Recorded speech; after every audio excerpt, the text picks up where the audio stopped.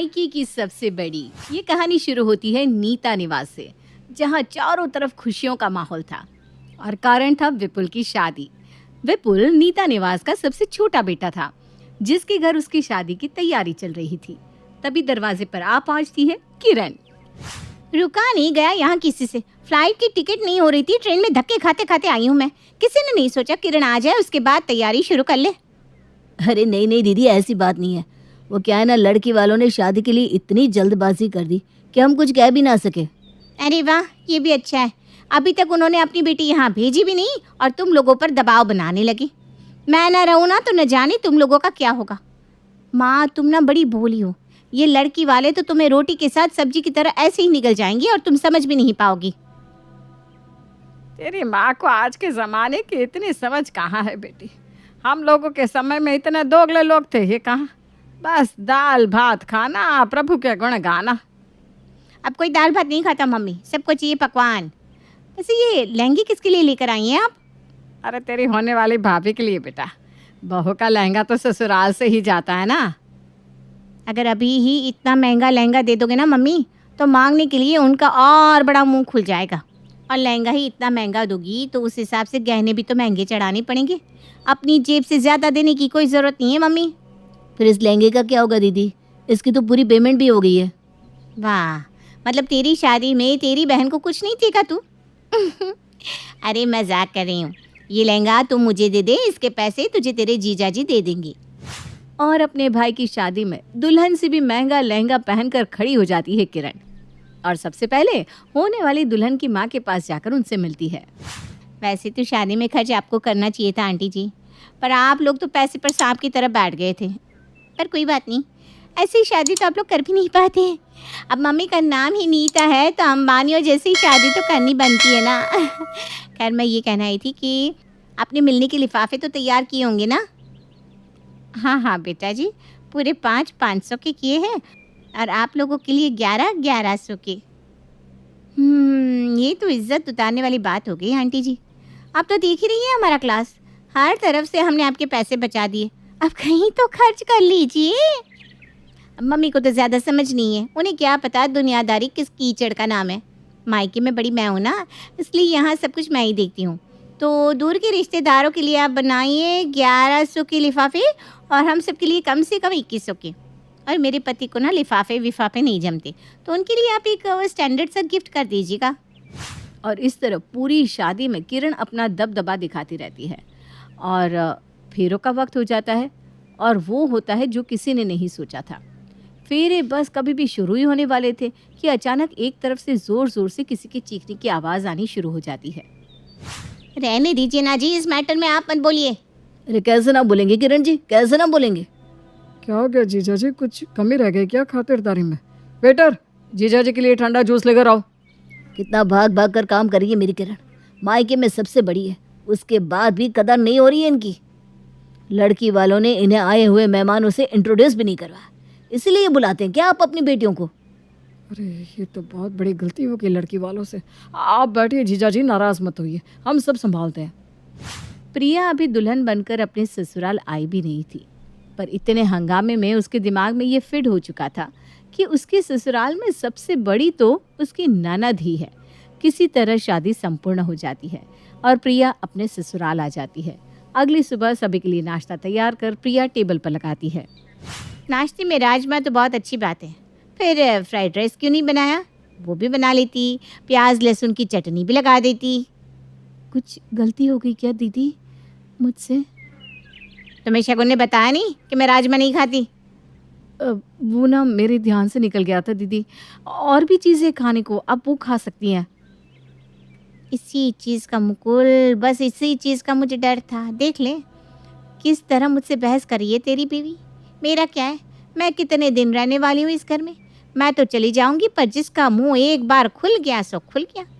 आज मुझसे ज़बान लड़ा रही है, कल तुझसे लड़ाएगी। ये कहकर खाने की भरी थाली छोड़कर किरण अपने कमरे में चली जाती है। ये क्या हरकत है शगुन?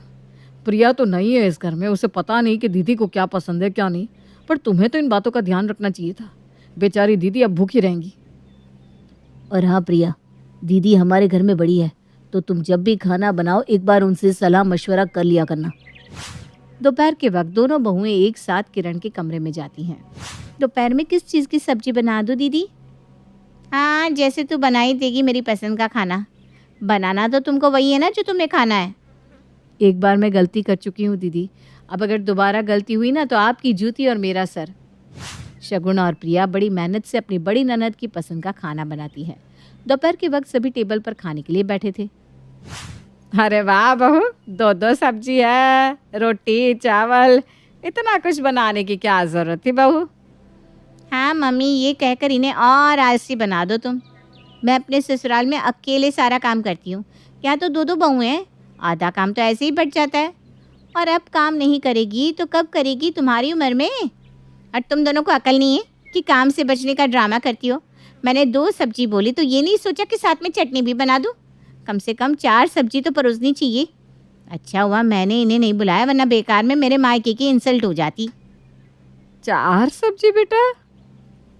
अभी से 4 सब्जी बनाने की आदत रहेगी ना मम्मी, तो आगे नाना करते हुए भी 2 सब्जी तो ये बना ही देगी। बात तो बिल्कुल सही कही बेटा, ये तो मैंने सोचा ही नहीं था। तुम दोनों सुन रही हो ना अपनी भाभी की बात? ये इस घर की बड़ी है, जो कहती है तुम दोनों के अच्छे के लिए कहती है, इसकी बात माना करो। अब नीता से ज़्यादा किरण नीता की बहुओं की सास हो गई थी। 24 घंटे अपनी भाभियों को परेशान करना, उनके काम में नज़र रखना, यही तो काम था किरण का। इसी तरह 15 दिन बीत जाते हैं और एक सुबह साड़ी पहनने वाली प्रिया सूट पहनकर अपने कमरे से बाहर आती है, जिसे देखकर किरण बड़ी बड़ी आंखें कर लेती है। ये सब क्या है माँ? तुमने प्रिया को अभी ही सूट पहनने की इजाज़त दे दी, कम से कम साल भर तो रुकती। अरे पर बहू ने तो मुझसे इजाज़त ही नहीं ली। बेटा तू ना ठीक कहती थी, इन बहुओं को कंट्रोल में नहीं रखा तो ये सर पर चढ़कर नाचने लगेगी। अब तू ही संभाल इसे। 6 महीने साल भर रुक जाती तो कोई पहाड़ टूट पड़ता क्या? यही होता है माँ छोटे घर की लड़कियों को अपने घर में लाने से। पैसे देखकर ना बौखला गई है ये। नहीं दीदी, आप गलत समझ रही हैं। वो कल मैंने एक साथ अपने सारे कपड़े धोने के लिए डाल दिए थे। रात को इतनी तेज़ बारिश हुई कि सारी साड़ियाँ भीगी रह गई, इसीलिए मुझे मजबूरन ये सूट पहनना पड़ा। ये बहाने ना मेरे सामने काम नहीं आएंगे प्रिया। मैं कोई 2 साल की बच्ची नहीं हूँ, अपने मायके की सबसे बड़ी हूँ। तुम्हारी साड़ी सूखी नहीं थी तो प्यारी चिठानी की साड़ी मांग ली होती तुमने। माँ भी तो साड़ियाँ पहनती हैं। पर मेरे ब्लाउज़ का साइज़ और बाकियों का ब्लाउज़ का साइज़ अलग है ना दीदी, इसीलिए नहीं ली। मैंने शोभा भाभी की ब्लाउज़ ट्राई की थी। अब मुझसे बहस करने की कोई ज़रूरत नहीं है, सीधा अपने कमरे में जाओ। जब तुम्हारी साड़ी ब्लाउज़ सूख जाए तो उसे पहन कर ही बाहर आना, तब तक बाहर आने की कोई ज़रूरत नहीं है। और हाँ सगुन, ये क्या है? हाँ ये क्या है? तुमने अपना शरीर ढकना छोड़ दिया। सारी गलती मम्मी की है जो तुम लोगों को इतनी छूट दे रखी है। जो तुम्हें करता हुआ तुम्हारी देवरानी देख रही है वही तो वो कर रही है। कम से कम जब तक जिस घर में मैं हूँ तुम दोनों का सर ढका होना चाहिए। प्रिया ने भी हद ही कर दी, जब देखो कोई ना कोई गलती कर घर का सारा माहौल बिगाड़ देती है। प्रिया को क्यों दोष दे रहा है? वो तो अपनी जेठानी को जो करता देख रही है वही कर रही है। मुझे तो अब काम से घर आने का मन ही नहीं करता। जब घर आओ कोई ना कोई बात पर बहस होती रहती है यहाँ। किरण अपनी भाभीयों के लिए एक डिक्टेटर के बराबर हो गई थी। वो दिन भर अपनी दोनों भाभीयों से घर का सारा काम करवाती और जब भी उनके मायके जाने की बात आती, अरे क्यों जाना है मायके? यहाँ प्यार नहीं मिल रहा है क्या? हैं मुकुल, क्या कमी रह गई बता। अरे पता नहीं दीदी, अब और क्या चाहिए इसे। देख रही हो तुम कैसे आजकल तुम्हारा पति खींचा खींचा रहता है। अपना रिश्ता संभालने की सोचो, ना कि मायके जाने की। एक रोज प्रिया छत पर कपड़े सुखा रही थी। उफ, ये गर्मी, ऊपर से ये सर ढकना, दिमाग खराब हो गया है। किसी को कुछ कह भी नहीं सकती, सब तो दीदी की ही मानेंगे। अभी तो गर्मी आई भी नहीं, फिर भी पल्ले के कारण गले पर घमौरी हो गई है। यहाँ तो कोई नहीं है, यहाँ पल्ला हटा देती हूँ। और अपने सर से पल्ला हटाकर प्रिया कपड़े सुखाने लगती है और इत्तेफाक से किरण वहाँ आ जाती है और ये देख लेती है। चीखती हुई किरण नीचे सभी के सामने पहुंचकर इसी बात पर हंगामा शुरू कर देती है। जो कर रही हूँ मैं खुद के लिए कर रही हूँ क्या भाई? हाँ तू ये बता, मैंने नहीं सही क्या बंदिशें? अब माँ तो कोई बंदिशें लगाती नहीं, उसमें भी इतने ड्रामे। मुझे तो बड़ी फिक्र हो रही है, ये कैसी लड़की ले आया तू? नीचे तो हम सबके सामने सर ढक कर रहती है और छत पर न जाने किसे दिखाने के लिए पल्ला हटा दिया। तू ही सोच। ये बात अब विपुल के मन में घर कर जाती है। ऐसी ही रोज हो रही लड़ाइयों से विपुल परेशान था। ऊपर से ये सुनकर अब उसे प्रिया पर शक भी होने लगा था। नाश्ते के टेबल पर, अरे आप खाने से उठ क्यों रहे हैं? मैंने आपके लिए स्पेशल मिठाई बनाई है, वो तो खाकर जाइए। मेरी भाभी ने जो बनाया था वो मैंने खा लिया। ये नई मिठाइयाँ तुम जिसके लिए बनाना सीख रही हो ना, उसके घर जाकर उससे खिलाओ। मेरी थाली में परोसने की कोई ज़रूरत नहीं है। अरे रुक जा भाई, मैं भी चलता हूँ। वैसे तो आज ऑफिस की छुट्टी है, पर घर पर बैठकर मुझे सगुण का चेहरा देखना पड़ेगा। मुझसे ना अब उसका चेहरा बर्दाश्त नहीं होता। मेरे जीवन में अपशगुन बनकर आई है। और दोनों भाई नाश्ते के टेबल से उठकर चले जाते हैं। नीता ये सब देख रही थी पर वो कुछ नहीं कहती। अपने दोनों भाइयों के गृहस्थ जीवन को खराब कर किरण इस मौके का पूरा पूरा फायदा उठा रही थी। एक रोज जब नीता हॉल में बैठी माला फेर रही थी, मम्मी मुझे आईफोन दिला दो ना, पापा से कितनी बार मांगा पर उनके कानों पर तो जू भी नहीं रेंगता। तेरा बाप ना सिर्फ दिखावे का शेर है। आंटी तो ढीली है उसकी, आज तक उसने मुझे कुछ नहीं दिया, तुझे क्या देगा? पर तू फिक्र मत कर, तेरे दो मामा बैठे हुए हैं ना, जा मामू से मांग ले। मम्मी कितने दिनों से हम बाहर नहीं गए, आज बाहर का खाना खिला दोगे प्लीज़, मेरी प्यारी मम्मा। ऐसे भी तेरे दोनों मामा आजकल रात को घर का खाना नहीं खाते, तो उनके साथ ही चिपक कर बाहर रेस्टोरेंट में खाने चला जाना, ठीक है? अरे वाह, thank you mamma, you are great. Vipul और मुकुल ने घर में हो रहे कलेश के कारण वैसे ही रात का खाना घर पर खाना छोड़ दिया था और अब वो टिफ़िन भी ले जाना बंद कर देते हैं। दोनों भाई अपनी अपनी पत्नियों से दूर होते जा रहे थे और एक रविवार की दोपहर दोनों ही फट पड़ते हैं। निकल जाओ मेरे घर से तुम प्रिया, मुझे तुम जैसी लड़की की ज़रूरत नहीं है यहाँ। पता नहीं कैसे चाल चलन की लड़की आ गई हमारे घर। एक तरफ विपुल के कमरे से चीखने चिल्लाने की आवाज़ें आ रही थी तो दूसरी ओर, यहाँ आपकी बहन ने मुझे काम वाली बनाकर रख दिया है, मुझे नहीं रहना आपके घर। क्या नहीं किया मैंने आपके लिए? आपके माता पिता को अपना माता पिता माना, आपको संतान सुख दिया, आपके बच्चे को पालती हूँ, आपके गंदे कपड़े धोती हूँ, इसलिए नहीं कि मुझे एक काम वाली की तरह रखा जाए। मैंने अपने भाई को फ़ोन कर दिया है, वो शाम को आकर मुझे यहाँ से ले जाएगा। दीदी ठीक ही कहती थी, लगाम कस लो भाई वरना ये उड़ती ही दिखेगी। एक तरफ विपुल अपने कमरे से प्रिया को उसके सामान के साथ निकाल देता है तो दूसरी तरफ सगुण अपने पति का कमरा छोड़कर अपना बैग लेकर बाहर आ जाती है। ये तुम्हारी बहू है मम्मी, देख लो मेरे भाइयों की क्या हालत कर दी है दोनों ने। निकल जाओ मेरे घर से, यहाँ तुम्हारी कोई ज़रूरत नहीं है। अब बोली ना मम्मी तुम, निकल जाओ तुम दोनों। मेरे दोनों भाई तो हीरे हैं हीरे, तुम दोनों टेंशन मत लो।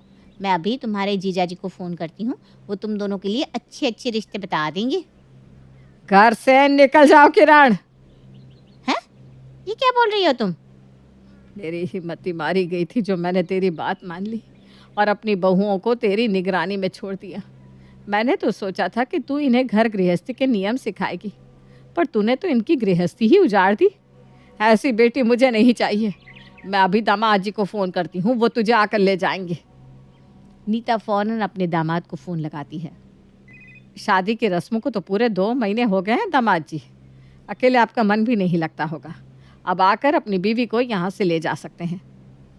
पर वहाँ ना कमरे की एसी ख़राब हो गई थी ना मम्मी जी, और बिना एसी के मुझे जमता नहीं। आप उसे ठीक करवाइए, फिर मैं आता हूँ। वो क्या है ना दामाद जी, हम कुछ दिनों के लिए बाहर जा रहे हैं, तो अभी तो मैं आपकी खातिरदारी कर नहीं पाऊँगी। आपको इस बार अपनी बीवी को घर के दरवाजे से ले जाना होगा। ये क्या बात हुई मम्मी जी? किरण आपके घर की बड़ी है और इसके साथ ऐसा व्यवहार, आप उसे इस तरह विदा करेंगी? बड़ी भी है उतनी नालायक भी है। ऐसी बेटी मुझे अपने घर नहीं चाहिए जो मेरी बहुओं की दुश्मन बन जाए। किरण के कमरे में जाकर नीता उसका बैग पैक कर देती है और हॉल में 2 बैग के साथ एक तीसरा बैग भी ऐड हो जाता है। घर की बड़ी तू नहीं, घर की बड़ी मैं हूँ और जो मैं चाहूँगी वही इस घर में होगा। विपुल और मुकुल, माफ़ी मांगो अपनी पत्नियों से। सॉरी प्रिया, प्लीज़ मुझे माफ़ कर दो। तुम मुझे घर से निकाल दो सगुण, पर खुद इस घर को छोड़कर मत जाओ। पर घर छोड़कर जा कौन रहा है? प्रिया और सगुण अपना बैग उठाओ और कमरे में जाओ, और किरण तो बाहर। और जैसे ही नीता अपनी बहू के लिए खड़ी होती है, किरण को सीधा अपने ससुराल का रास्ता दिखना पड़ता है और नीता निवास पहले से भी ज़्यादा खुशहाल हो जाता है।